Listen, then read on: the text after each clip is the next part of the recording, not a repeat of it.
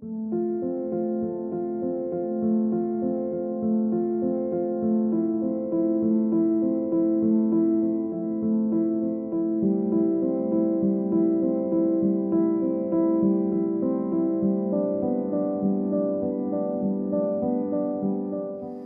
chers amis, en voyageant, en regardant la télévision, en écoutant la radio et les gens qui m'entourent, je me suis aperçu que dans ce monde dit moderne et qui refuse pour la plus grande partie de croire en Dieu, je me suis aperçu avec une grande tristesse au cœur, que beaucoup blasphémaient le nom très saint de Dieu et de la Vierge Marie ou des saints. La moquerie, le blasphème prolifère, l'impie blasphème souvent ce qu'il ignore. Il n'en est pas moins coupable. Mais ce qui est un plus grand malheur, c'est que la même parole sacrilège se rencontre aussi, parfois, sur les lèvres chrétiennes.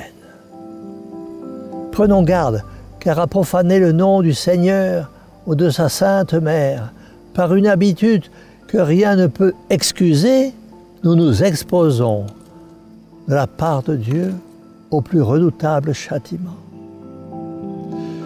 Chers amis, souvenons-nous d'une chose qui devrait suffire à corriger les blasphémateurs, c'est que le péché de blasphème ne reste jamais impuni. Est-ce à dire que la punition du blasphémateur sera toujours immédiate? Non, mes amis, le plus souvent Dieu attend, car Dieu est patient. Rien ne doit nous effrayer, comme l'habitude du blasphème, lorsque les murs qui nous abritent, au lieu d'être les témoins de nos prières, le sont de nos profanations et de nos paroles sacrilèges. Lorsqu'un père ou une mère oublieux de leur devoir ne craignent pas de blesser Dieu dans son honneur, en outrageant son nom redoutable, il me semble voir la malédiction du ciel suspendue au-dessus de ces demeures impies.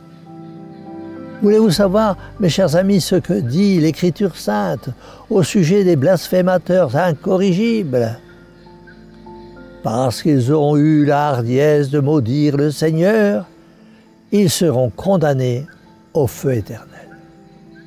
Nous sommes à une époque où on ne pense plus à l'enfer seulement pour s'en moquer.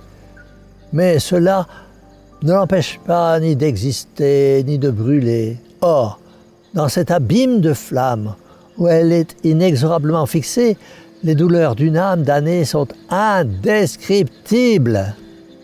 Le feu qui l'enveloppe pénètre intimement toutes ses puissances, au lieu de perdre son intensité à chaque heure.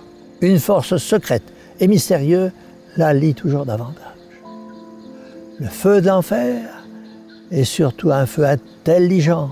Non seulement il proportionne dans une juste mesure le châtiment à l'offense, mais il va chercher en nous l'organe qui a été la cause du péché.